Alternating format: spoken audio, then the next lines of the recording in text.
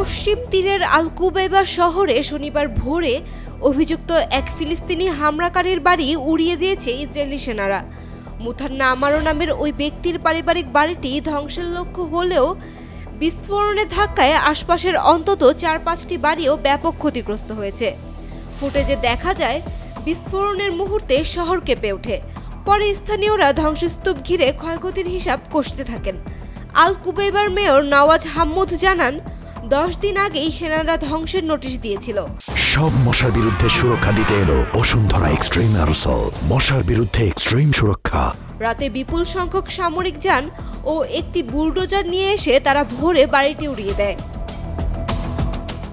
এর আগে গত 8 সেপ্টেম্বর জেরুজালেমের রামথ জংশনে এক গুলিবর্ষণে 6 ইসরায়েলি নিহত ও 12 জন আহত হয়। ঘটনার পর অভিযুক্ত হামলাকারী মুথান্না আমারো এবং মোহাম্মদ তাহাকে গুলি করে হত্যা করে ইসরায়েলি বাহিনী। এই হামলার পর প্রধানমন্ত্রী নেতানিয়াহু তখন ঘোষণা দেন আরও কঠোর পদক্ষেপ নেওয়া হবে। হামলা নিয়ে ইসরায়েল দাবি করছে, এ ধরনের বাড়ি ধ্বংস অভিযান হামলার পুনরাবৃত্তি ঠেকানোর জন্য একটি প্রতিরোধমূলক কৌশল। তবে জাতিসংঘ ইসরায়েলের এই নীতির কঠোর সমালোচনা করে বলছে, এটি আসলে সমষ্টিগত শাস্তি, যেখানে অপরাধে সরাসরি জড়িত না থেকেও পরিবারের সদস্য ও প্রতিবেশীরা ক্ষতির শিকার হচ্ছেন।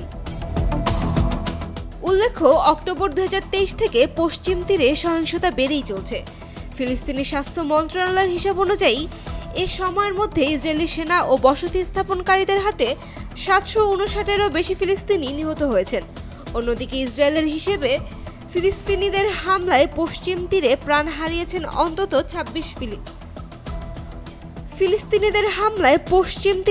হারিয়েছেন অন্তত 26 Israeli. Saima Akter, Daily Sun.